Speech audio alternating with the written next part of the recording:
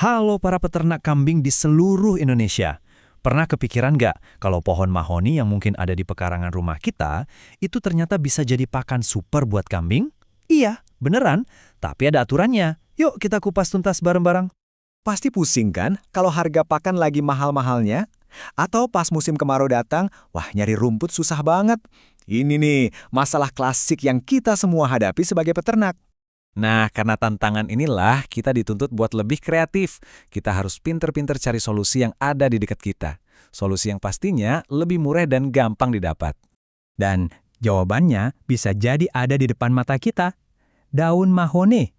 Betul, tanaman yang sering kita anggap biasa ini ternyata menyimpan potensi yang luar biasa sebagai pakan alternatif untuk kambing-kambing kita. Oke, jadi apa aja sih hebatnya daun mahoni ini?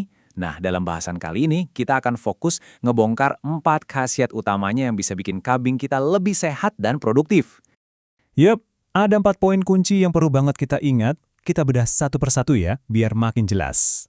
Nah, ini dia nih rangkumannya. Pertama, daun mahoni itu sumber nutrisi penting. Ada protein, serat, sama mineralnya. Kedua, ini bisa jadi penyelamat kita di musim kemarau pas rumput lagi susah dicari. Ketiga, yang nggak kalah keren, beberapa penelitian bilang daun ini punya sifat antelmintik, artinya bisa bantu lawan cacingan. Dan yang terakhir, daun ini bisa bikin nafsu makan kambing jadi nambah. Wah, komplit banget kan? Eits, tapi tunggu dulu. Semua manfaat tadi itu ada syaratnya. Manfaatnya cuma bisa kita dapat kalau cara ngasihnya benar. Inilah bagian paling krusialnya. Kuncinya ada di keamanan dan efektivitas pemberiannya. Aturannya simpel kok, cuma ada 3 dan ini wajib diikuti. Nomor 1, jangan berlebihan, kasih secukupnya aja. Kedua, kenalkan ke kambing secara bertahap, mulai dari sedikit-sedikit biar pencernaannya beradaptasi.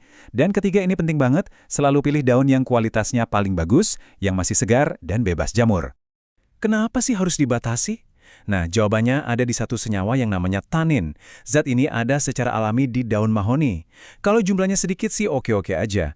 Tapi kalau kebanyakan, wah ini justru bisa menghambat penyerapan nutrisi penting lainnya. Jadi bukannya untung, malah bisa rugi nanti. Biar lebih kebayang, coba lihat deh perbandingan ini. Kalau dosisnya pas, kambing bisa menyerap nutrisi secara optimal. Tapi kalau dosisnya berlebih, si tanin tadi bakal jadi penghambat. Jadi intinya apa? Keseimbangan, itu kuncinya. Oke, sekarang kita rangkum ya. Apa sih poin-poin paling penting yang harus kita bawa pulang dari obrolan kita soal daun mahoni ini? Secara praktis, cara ngasihnya gampang dan fleksibel banget loh. Anda bisa memberikannya langsung ke kambing sebagai cemilan, atau bisa juga dicampur dengan pakan hijauan lain buat nambah variasi. Jadi, pesan utamanya jelas banget. Daun mahoni ini adalah sumber daya yang luar biasa. Manfaatnya banyak, tapi hanya kalau kita menggunakannya dengan bijak dan berilmu. Ingat ya, jangan asal kasih dalam jumlah banyak. Nah, ini jadi bikin kita mikir lebih jauh kan? Selain daun mahoni, kira-kira pengetahuan lokal atau tanaman apa lagi ya yang ada di sekitar kita yang sebenarnya punya potensi besar untuk mendukung peternakan kita jadi lebih mandiri? Coba deh, amati sekeliling kita.